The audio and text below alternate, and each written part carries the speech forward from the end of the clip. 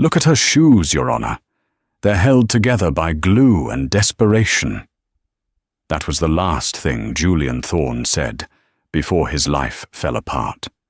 He thought he was dragging his ex-wife through the mud in a Manhattan courtroom, mocking her poverty to save a few $1,000s in alimony. He thought he had won, but he didn't know who was sitting in the back row. He didn't know that the woman in the thrift store dress was the sole heir to a silent empire worth more than the GDP of a small country. He mocked her for being poor seconds before the seal was broken on a $1 trillion secret. This is the story of the most brutal courtroom revenge in history. The air in courtroom 4B of the Southern District of New York smelled of floor wax and stale coffee, but to Julian Thorne, it smelled like victory. Julian adjusted the cuffs of his bespoke Brioni suit, glancing at the Rolex submariner on his wrist. It was 10:15 a.m. By noon, he calculated, he would be free of the leech, his derogatory nickname for Elara, the woman sitting at the opposite table. Elara Vance sat alone. She didn't have a lawyer. She couldn't afford one. Julian had made sure of that. She wore a grey cardigan that had seen better days, likely purchased from a Goodwill bin, and black slacks that were slightly too short, revealing scuffed flats. Her hands were folded tightly in her lap, her knuckles white.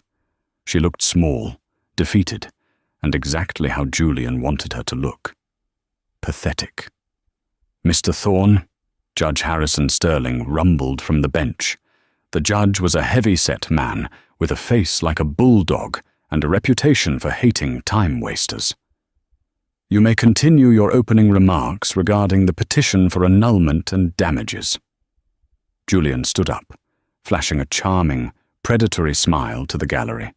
He was a junior partner at Stratton and Oakley, one of the city's fiercest corporate law firms. He knew how to play a crowd. "Thank you, Your Honor," Julian said, his voice smooth as silk. He walked out from behind his desk, ignoring the podium, pacing slowly toward Elara. "We are here today not just to dissolve a marriage that was, frankly, built on deceit, but to address the financial burden this woman has placed on me." He pointed a manicured finger at Elara. She didn't look up. "Elara Vance presented herself to me as a woman of potential," Julian continued, chuckling darkly. "But as the court will see from Exhibit A, her financial disclosures, she is nothing more than a drain on society. A waitress, a part-time librarian, a woman who, quite literally, cannot afford to buy a sandwich in this zip code without a coupon." A few people in the gallery snickered. Julian's new fiancée, a model named Jessica, was in the front row, covering a giggle with her designer purse. "Objection," Elara whispered. It was so quiet the stenographer frowned. "Speak up, Miss Vance," Judge Sterling grunted. Elara stood up slowly. Her legs were shaking. I object to the relevancy, Your Honor. My financial status has nothing to do with the validity of our marriage. I never asked him for money." Julian laughed. It was a loud, barking sound that echoed off the mahogany walls. "Oh, please," Julian sneered, turning to face her directly. "You didn't ask. You moved into my penthouse. You ate my food. You used my heating. And now you want a settlement? You're wearing shoes that are held together by glue, Elara. You're not a wife. You're a charity case I'm tired of funding." He turned back to the judge, his face mockingly serious. "Your Honor, look at her. She is destitute. She is dragging this out in hopes I'll throw a few $1,000s at her to go away. It's extortion by the impoverished." The humiliation hung in the air, thick and suffocating. Elara's face burned. She remembered the nights she had nursed Julian when he had the flu, the times she had proofread his briefs for free, the way she had loved him before his promotion at the firm turned him into a monster. "Is that all, Mr. Thorne?" Judge Sterling asked, his eyes narrowing behind his spectacles. "One last thing," Julian grinned. "I am requesting that the court order Ms. Vance to cover my legal fees. I know she can't pay them, but perhaps a wage garnishment on her waitress tips for the next, 40 years will teach her a lesson about punching above her weight class." Julian sat down, winking at Jessica. He felt invincible. He was the golden boy of New York law. She was nobody. "Ms. Vance," the judge said, his voice softer now. "Do you have a response?" Elara took a deep breath. She reached into her battered tote bag. She didn't pull out a legal brief. She didn't pull out a tissue. She pulled out a heavy, cream-colored envelope sealed with red wax. The emblem on the wax was not a law firm's logo. It was a crest that belonged to the Blackwood family, a name associated with old oil, new tech, and the kind of money that didn't just buy buildings, but bought governments. "I don't have a response to his insults, Your Honor," Elara said, her voice suddenly steady, losing its tremor. "But my father's executor does." The courtroom went silent. "Your father?" Julian scoffed, leaning back in his chair. "Your father is a mechanic in Ohio, Elara. We've been over this. Or is he a truck driver this week? You lie so much you forget your own backstory." Elara ignored him. She looked at the heavy oak doors at the back of the courtroom. "You can come in now, Mr. Sterling," she said. For a second, the judge looked confused, thinking she was addressing him. But then, the courtroom doors groaned open. A man stepped in. He was elderly, perhaps in his 70s, leaning on a cane with a silver wolf's head handle. He wore a three-piece charcoal suit that screamed, "Savile Row." But it was the entourage behind him that stopped the breath in Julian's throat. 6 men in dark suits followed him. They carried briefcases chained to their wrists. Behind them were 2 armed guards. The elderly man walked with a slow, terrifying purpose down the center aisle. The air in the room seemed to drop 10 degrees. He didn't look at the judge. He didn't look at Julian. He walked straight to Elara's table, placed his cane on the floor, and bowed deeply to her. "Apologies for the delay, mademoiselle," the man said. His accent was British, clipped and precise. "The security protocols for the transfer were extensive." Julian stood up, flushed with anger. "Who is this clown? Your Honor, I demand this circus be removed. This is a court of law, not a theatre for Elara's delusions." The old man turned slowly. His eyes were like chips of flint.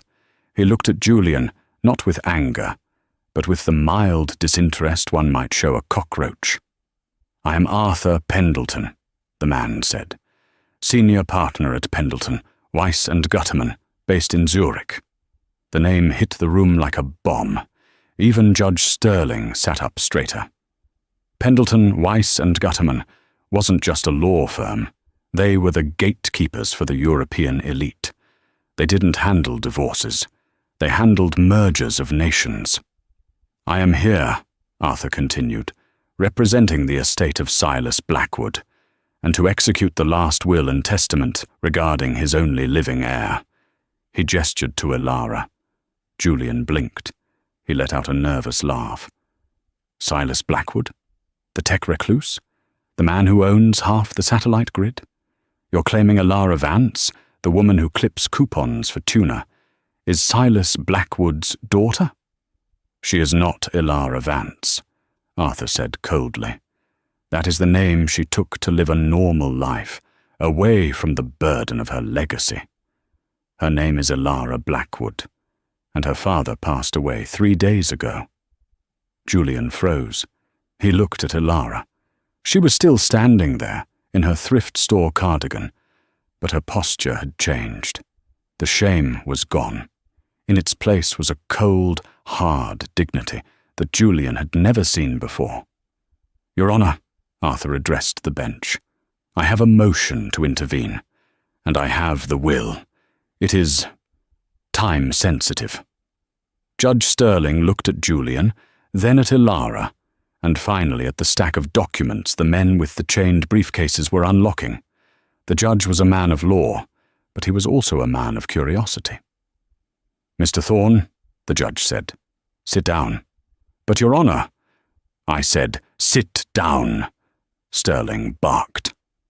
Arthur Pendleton took the stand, not as a witness, but as the master of ceremonies.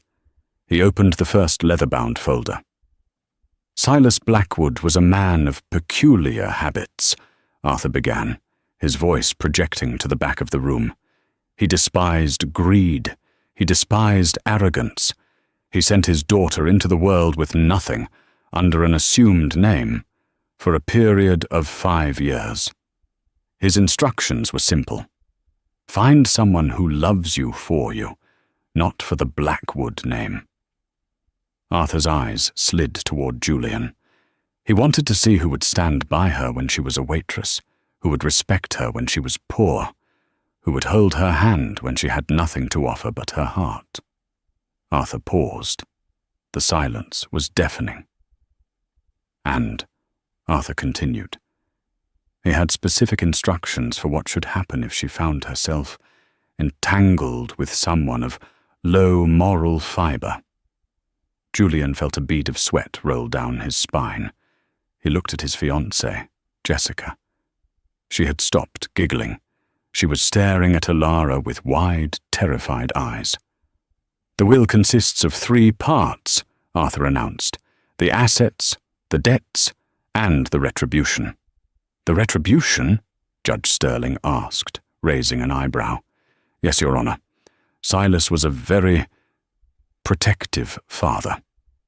Arthur broke the seal on the document. The sound of tearing paper echoed like a gunshot. "Shall we begin with the reading of the assets?"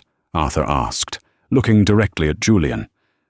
"I believe Mr. Thorne will find this particularly interesting, given his concern for Miss Ilara's financial status." Arthur Pendleton adjusted his rimless spectacles and looked down at the document with the casual air of a man reading a grocery list. "Item 1, Arthur read aloud. "The Blackwood Sovereign Trust. This includes the controlling stake in Hyperion Dynamics, the majority shareholder position in Vanguard Maritime, and the entirety of the patent portfolio for the Blackwood quantum chip." A murmur ran through the courtroom. Even the stenographer stopped typing for a split second. The Blackwood quantum chip was inside almost every smartphone and military guidance system on the planet. Arthur continued, "Current market valuation of the trust, conservatively estimated at $1.2 trillion US. Julian felt the blood drain from his face so fast he felt dizzy. He gripped the edge of the mahogany table. Trillion with a T. He had been fighting Ilara over a monthly alimony payment of $1,500. He had called her a leech for asking for half of their $6,000 savings account. "Item 2, Arthur droned on. "Real estate holdings. These include the Blackwood estate in the Scottish Highlands, the private island of Isla Sombra in the Caribbean, and, yes, the Aurora Tower in Manhattan." Julian's head snapped up. "That's impossible," he stammered. "The Aurora Tower. My firm, Stratton and Oakley. Our offices are on the top 3 floors of the Aurora Tower." Arthur looked at Julian with a pitying smile. "Yes, Mr. Thorne. You pay rent. Ms. Blackwood collects it." Ilara sat perfectly still, her face an unreadable mask. She wasn't looking at the money. She was looking at Julian's hands, the hands she used to hold, the hands that were now trembling uncontrollably. "And finally," Arthur said, turning the page, "liquid assets. Cash reserves immediately available to the heir upon the breaking of this seal.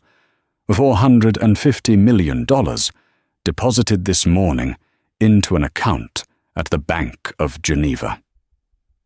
The silence that followed was heavy, almost physical. Everyone in the room looked at Ilara differently. The judge looked at her with newfound respect. The gallery looked at her with awe. But Julian? Julian looked at her with a sudden, desperate hunger. His mind was racing. He was a lawyer, a shark. He did the math instantly. We are still married. The annulment hadn't been granted yet. The divorce wasn't final. He stood up, his demeanor changing instantly. The sneer vanished, replaced by a look of faux concern. He walked toward the judge, hands raised in surrender. "Your Honor," Julian said, his voice trembling with fake emotion. I am stunned. Obviously this changes things." "I imagine it does," Judge Sterling said dryly. "I move to withdraw my petition for annulment immediately," Julian said quickly. "And the request for damages. Clearly there has been a misunderstanding. My wife, Elara, she wanted to surprise me. This was a test, wasn't it, honey?"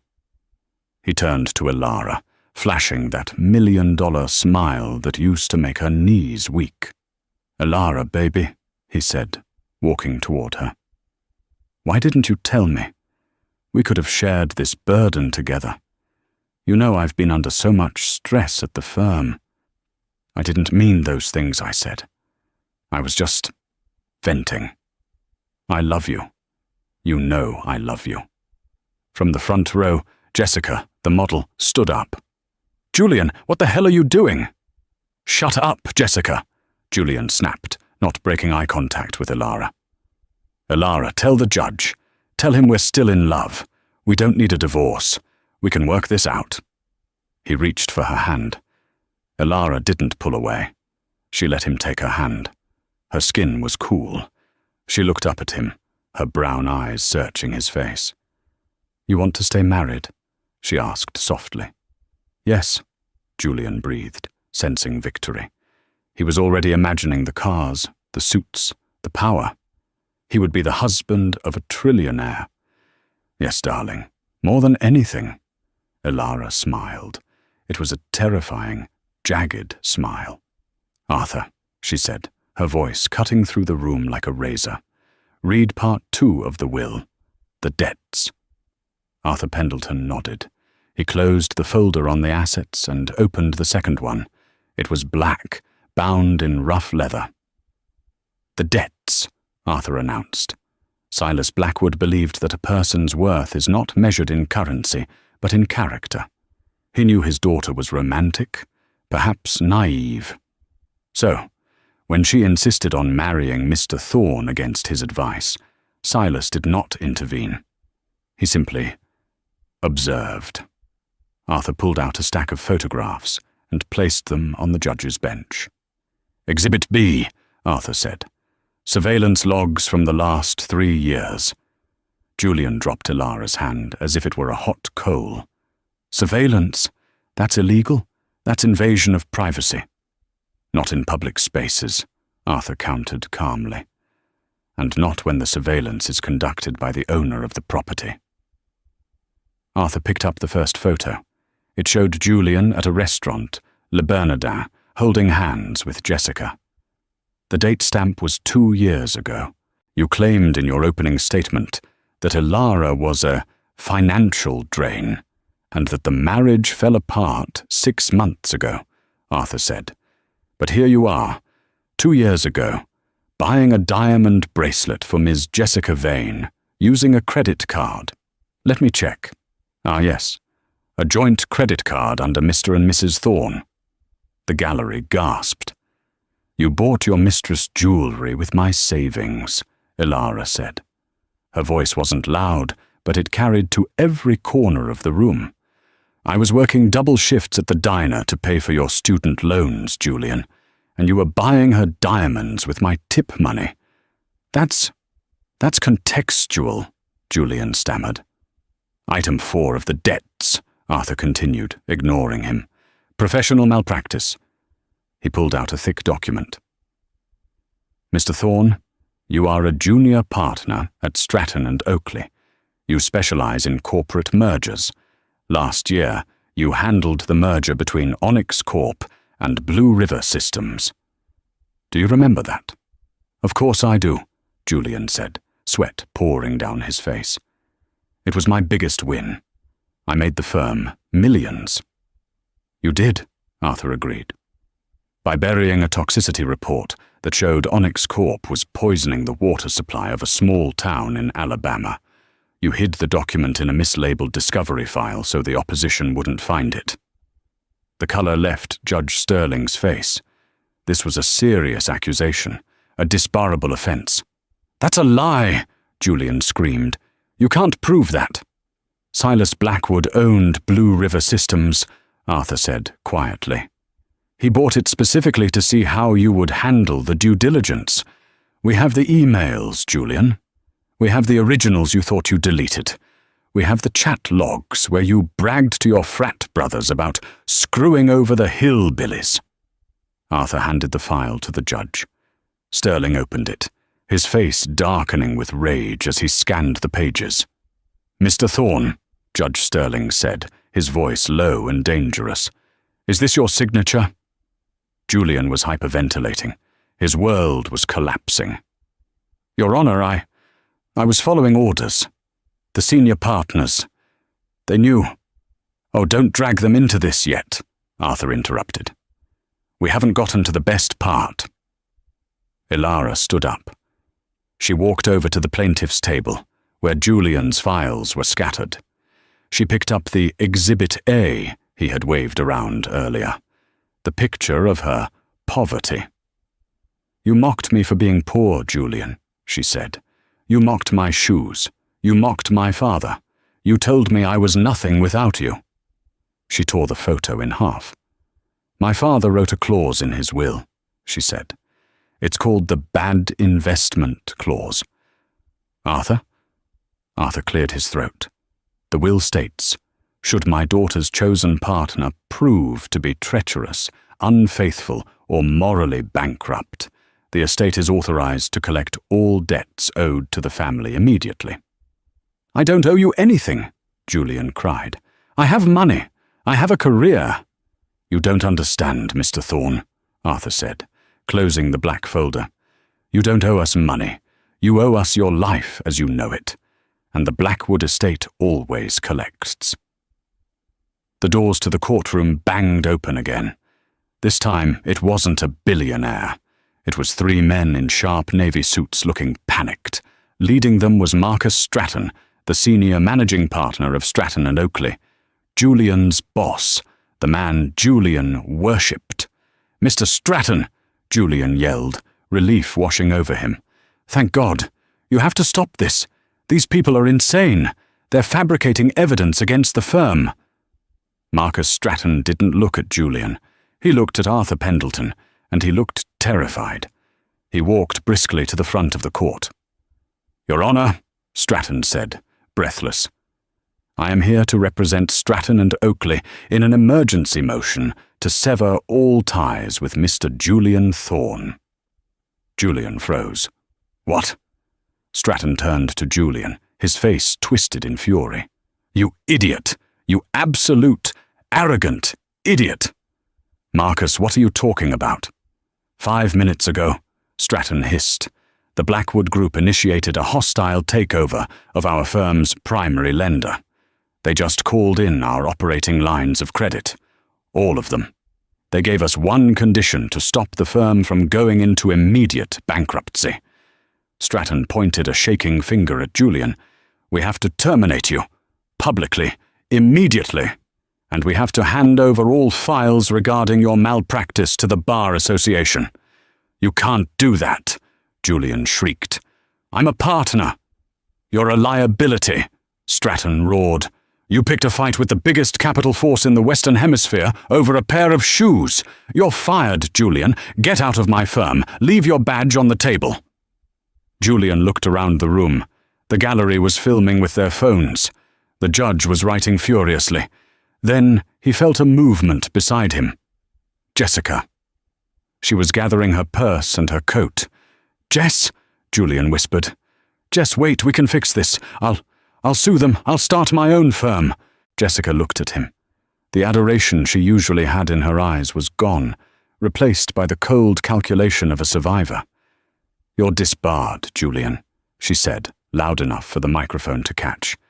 "And you're broke, and frankly, you're kind of pathetic." She stepped over his briefcase and walked toward the aisle. As she passed Elara, she stopped. She looked at the billionaire heiress, then down at her own designer shoes, then back at Elara. "He's all yours," Jessica said. "I don't want him," Elara replied coolly. Julian stood alone in the center of the courtroom. The silence was absolute. He had walked in a king. Now he was a pauper. But Arthur Pendleton wasn't done. "There is one final matter, Your Honor," Arthur said. "Part 3 of the will. The retribution." "I thought getting him fired and disbarred was the retribution," Judge Sterling said, almost sympathetically. "Oh, no." Arthur smiled, and it was a smile that didn't reach his eyes. "That was just house cleaning. The retribution is personal." Arthur turned to Elara. "Ms. Blackwood, your father left this decision entirely to you. You hold the deed to the apartment Mr. Thorne currently lives in, the penthouse he kicked you out of. You hold the title to the car he drove here, and effectively, you own the debt on his student loans, which the estate purchased this morning." Arthur handed Elara a pen. "You have 2 choices, mademoiselle. You can forgive the debt and let him walk away with nothing but the clothes on his back. Or—" Elara took the pen. She looked at Julian. He was shaking, tears of rage and fear streaming down his face. He looked like a trapped animal. "Elara, please," he whimpered. "I'm sorry, I'm so sorry, don't ruin me. We were family." "Family," Elara repeated. She looked at the judge. "Your Honor, may I approach the defendant?" "You may," Judge Sterling said. Elara walked up to Julian. She stood inches from him. She could smell his expensive cologne, now mixed with the sour scent of sweat. "Do you remember my father?" she asked softly. I never met him," Julian sobbed. "You said he was a mechanic." "He came to our wedding," Elara said. Julian blinked. "What?" "The old man in the back row," Elara said. "The one in the cheap suit who you made fun of. You told the waiter not to serve him champagne because he looked like a vagrant. You had security escort him out before the speeches." Julian's eyes went wide. The memory crashed into him. The quiet old man.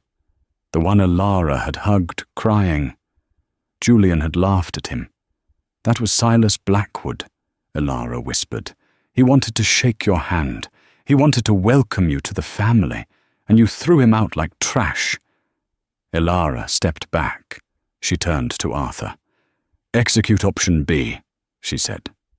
"Option B," Arthur Pendleton repeated. The word seemed to hang in the recycled air of the courtroom, like a guillotine blade waiting to drop. He placed the slim, black envelope on the defense table, smoothing it out with a gloved hand. "We call this the Insolvency and Rehabilitation Protocol. It is a clause Silas Blackwood wrote himself, specifically for a scenario where his daughter's trust was not just broken, but exploited." Julian was still standing, but he looked like a man who had been hollowed out. His Brioni suit, usually his armor against the world, suddenly felt heavy, like a lead vest. "Insolvency?" Julian stammered, his voice sounding thin and reedy. "I'm not insolvent. I have a 6-figure salary. I have assets."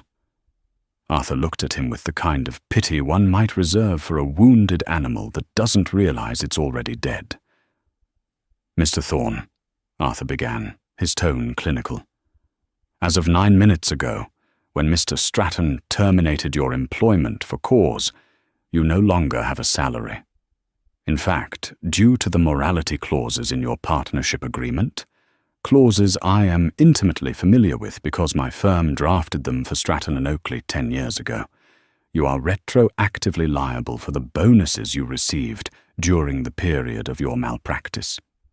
You don't just have 0 income, You have a negative balance with your former employer of roughly $300,000. Julian whipped his head toward the gallery, looking for Marcus Stratton, but the senior partner had already left, washing his hands of the disaster. As for your assets, Arthur continued, opening the black envelope, let's review the ledger, shall we? Arthur pulled out a sheet of paper that looked like a bank statement, but the numbers were all in red. The Blackwood estate has spent the last 48 hours acquiring your debt. All of it. We purchased your student loans from the federal provider. We bought the mortgage on your parents' home in Connecticut, which you co-signed 3 years ago. We bought the lease agreement on your Porsche 911, and we acquired the personal loan you took out to pay for that engagement ring for Ms. Jessica Vane. Julian gripped the edge of the table, his knuckles turning white. You can't do that. That's predatory. It is aggressive, Arthur corrected, but entirely legal.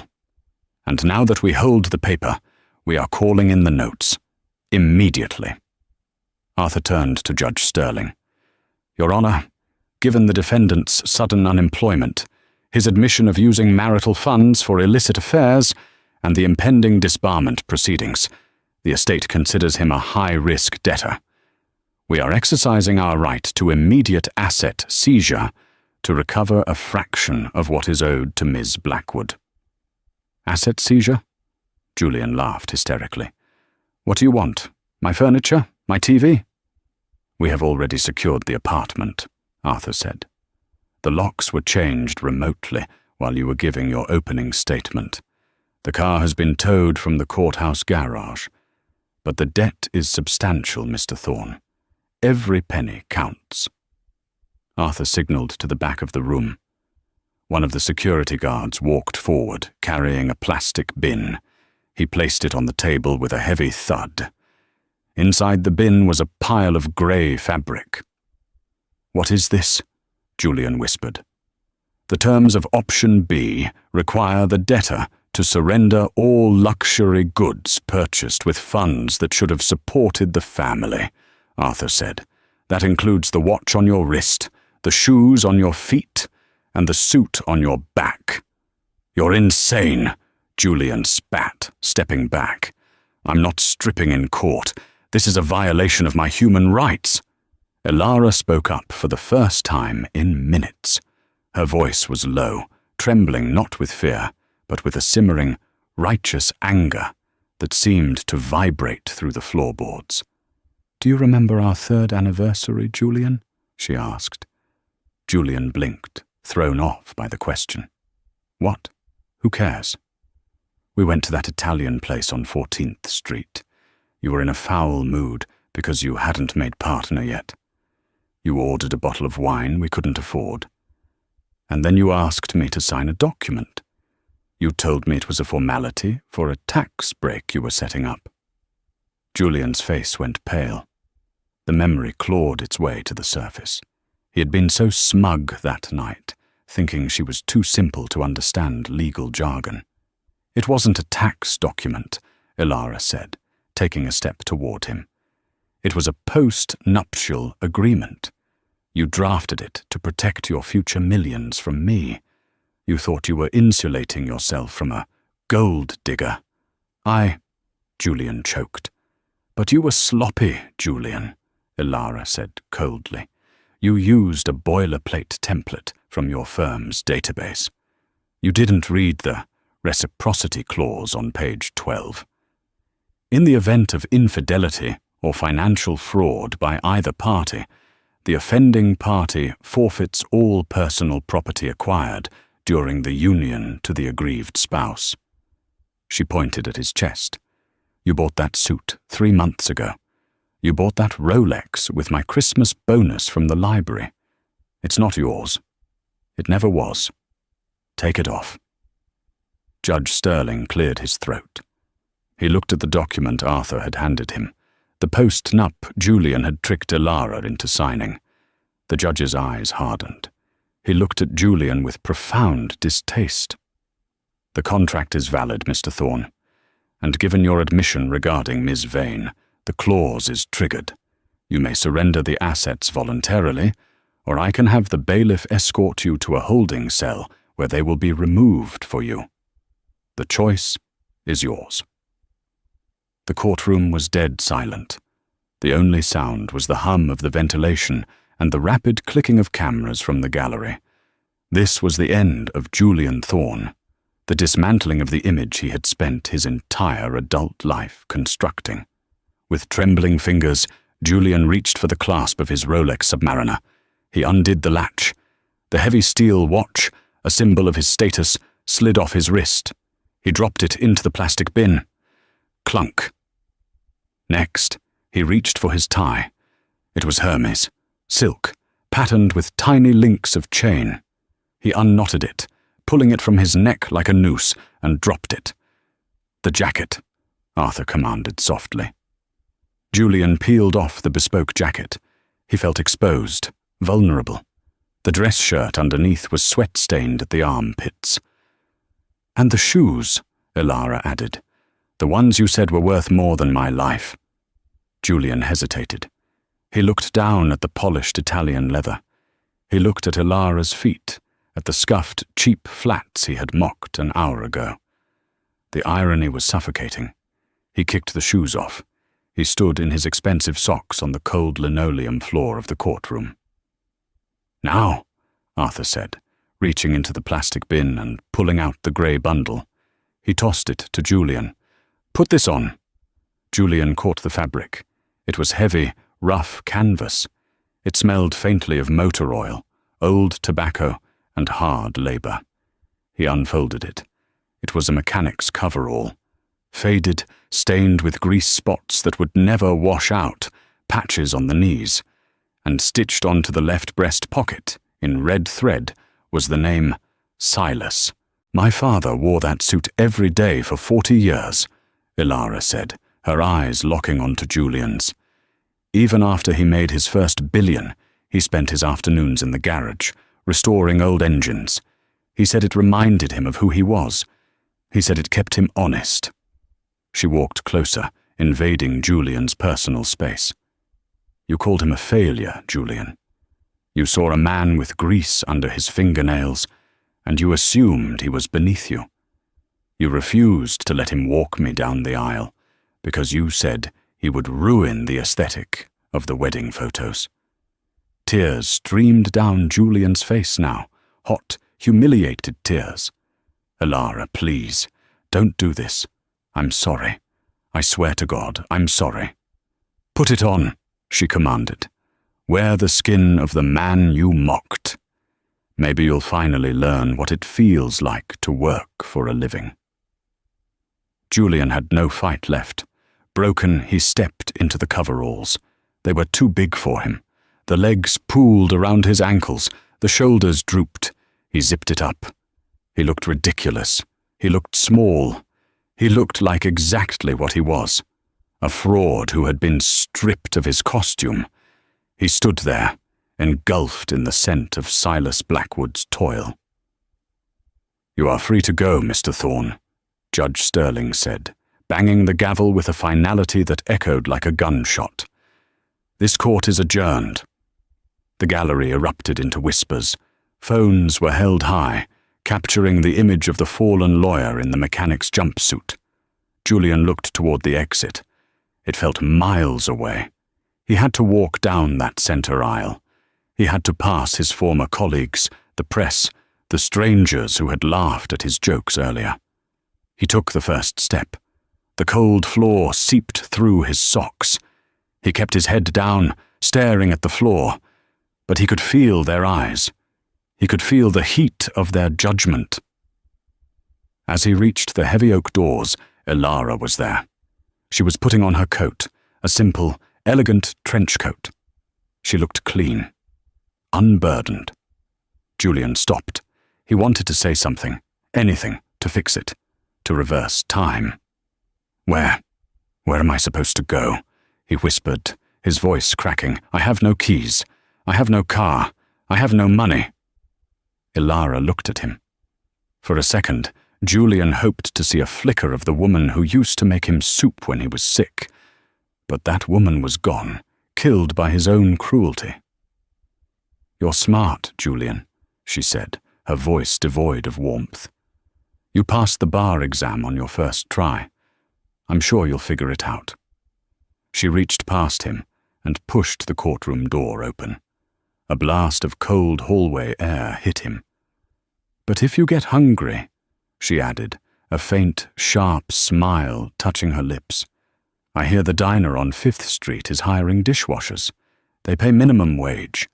It should be enough to buy a sandwich. If you have a coupon." She stepped aside, gesturing for him to leave. Julian Thorne, the man who had mocked poverty, walked out into the cold, unforgiving world, wearing the clothes of a billionaire he was too arrogant to respect, with nothing in his pockets but his own shame. 6 months later, New York City in December is a study in cruelty. To the tourists, it is a wonderland of twinkling lights, roasted chestnuts, and department store windows that promise magic. But to the destitute, the city is a cold, indifferent monster, made of concrete and wind tunnels. Julian Thorne stood outside the heavy glass revolving doors of the Aurora Tower, the wind whipping off Central Park and cutting through his coat like a serrated knife. He stomped his feet, clad in cheap, rubber-soled work boots issued by building management, trying to bring some feeling back to his toes. He checked his watch. 7:15 p.m., 4 hours left on his shift. 6 months ago, 7:15 p.m. meant he would be sitting at the corner table of Dorsia or Le Coucou, swirling a glass of Pinot Noir and laughing at a joke made by a client he secretly despised. Now, 7:15 p.m. meant he was praying the numbness in his fingers wasn't frostbite. The fall had been absolute. The legal world hadn't just rejected him, it had exorcised him. The day after the trial, his face had been on the cover of the New York Post, under the headline, "The $1 trillion Mistake." He was a meme, a punchline. When he tried to apply for jobs at smaller firms, they didn't even let him in the building. When he tried consulting, his emails bounced. Even the non-legal world wanted nothing to do with him. He had applied to be a night manager at a gym, a car salesman, a tutor. But a quick Google search of his name brought up the video of him in the mechanic's jumpsuit, weeping in court. He was radioactive. By month 3, the money was gone. His accounts had been drained by the estate's aggressive seizure. His friends, the frat brothers, the squash partners, the drinking buddies, had ghosted him the moment his credit card was declined.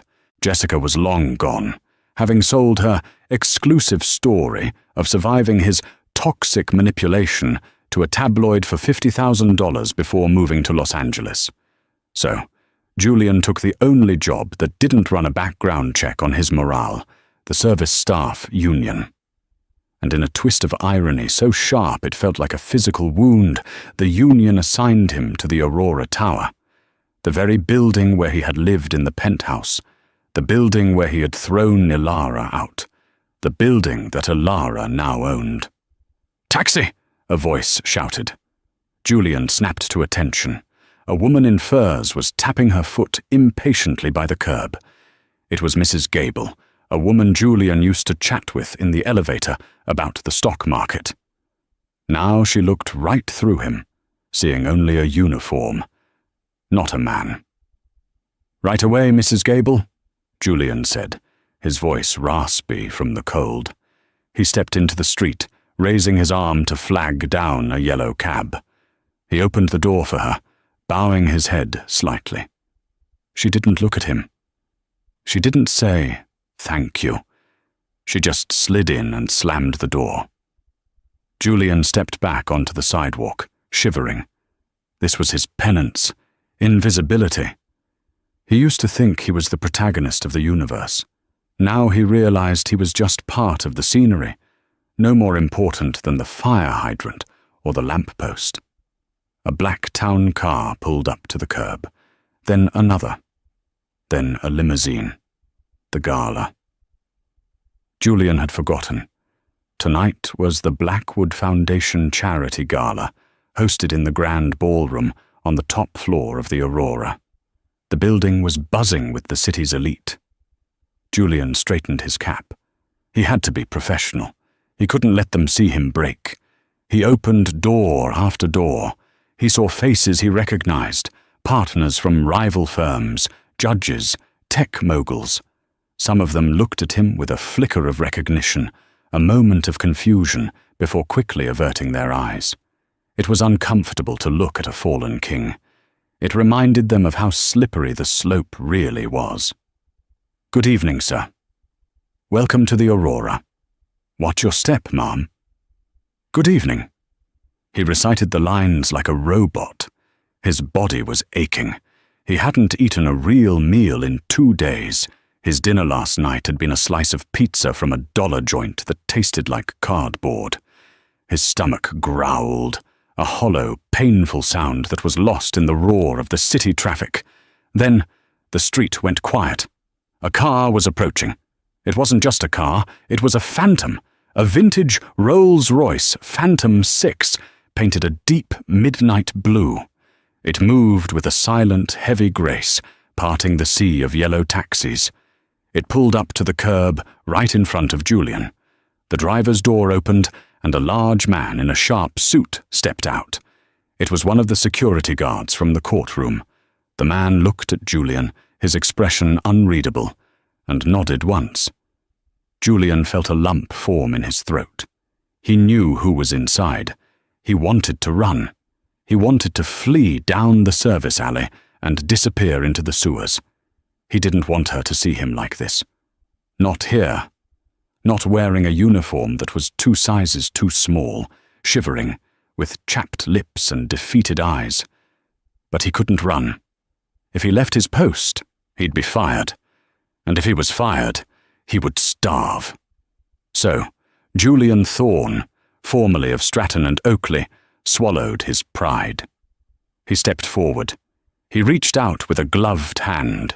The gloves were cheap wool, fraying at the thumbs, and grasped the handle of the rear door. "Good evening," he whispered, his voice failing him. "Welcome to the Aurora." He pulled the door open. The first thing he saw was the shoe. It stepped out onto the grey pavement. It wasn't held together by glue. It wasn't scuffed. It was a masterpiece of satin and crystal, a heel that caught the streetlights and shattered them into 1,000 diamonds. Ilara stepped out. If she had looked destitute in court, she looked like a deity now. She wore a floor-length gown of deep emerald velvet that hugged her frame, topped with a white cashmere coat that looked softer than a cloud. Her hair, once pulled back in a messy bun, cascaded in dark, glossy waves around her shoulders. She wore no jewelry except for a simple silver locket. She didn't need diamonds. She was the jewel. She stood on the sidewalk, the cold wind blowing strands of hair across her face. She didn't move toward the entrance. She just stood there, waiting. Julian kept his head bowed. He couldn't look at her. The shame was a physical weight, pressing down on the back of his neck. "Look at me," she said. Her voice hadn't changed. It was still soft, still possessed that melodic cadence he used to love before he decided it was annoying. But there was steel in it now. Slowly, painfully, Julian lifted his head. He met her eyes. He expected to see triumph. He expected to see her gloating, laughing at the wreckage of his life. That's what he would have done. If the roles were reversed, Julian knew he would have spit on her. But Ilara wasn't smiling. Her expression was solemn, almost sad.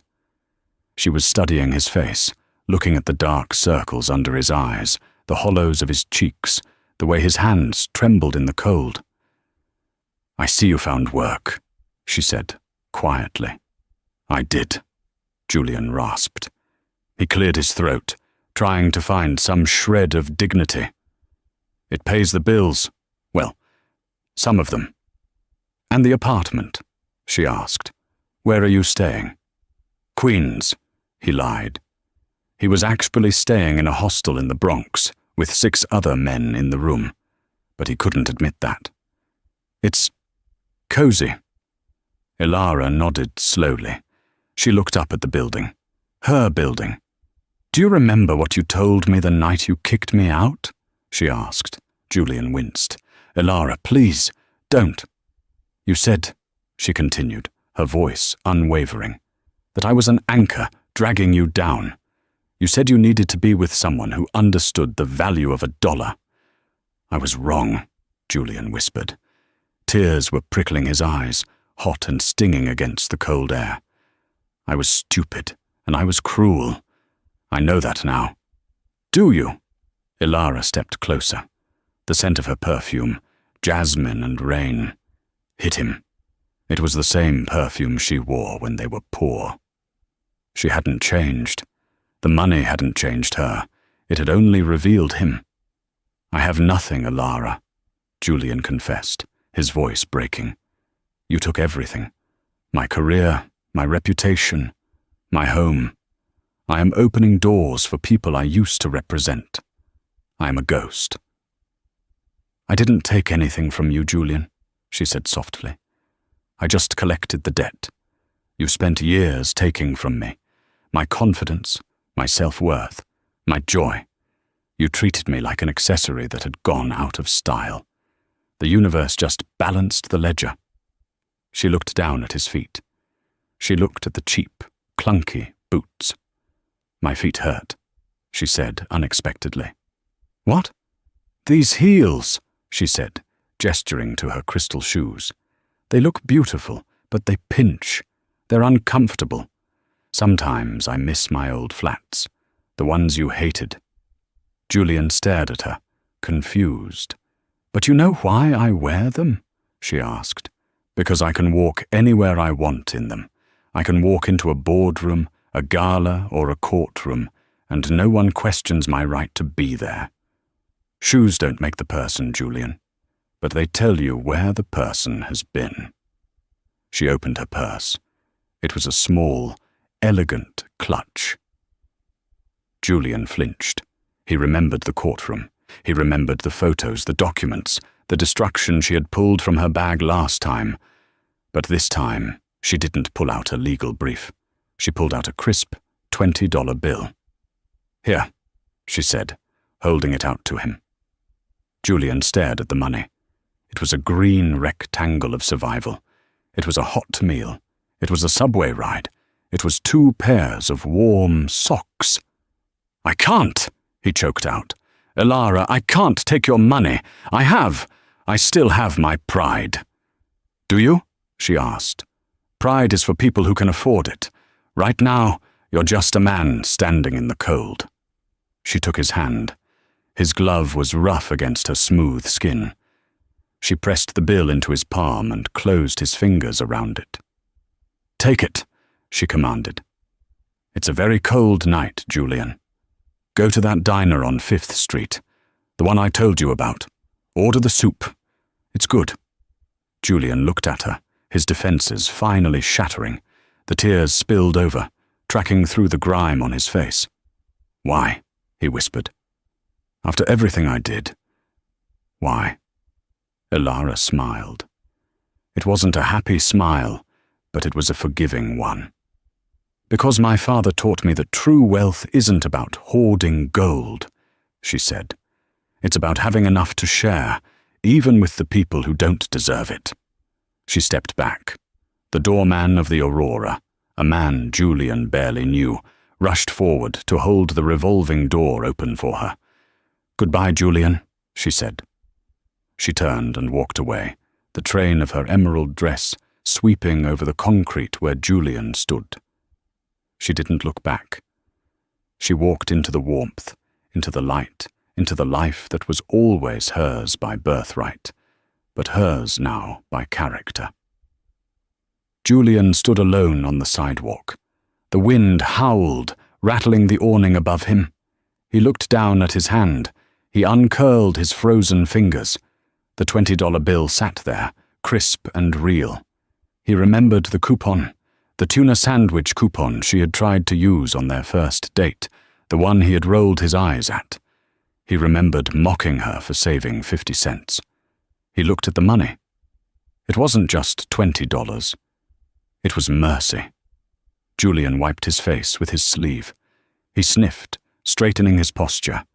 He pocketed the bill, feeling its slight weight against his hip. "Thank you," he whispered to the empty air.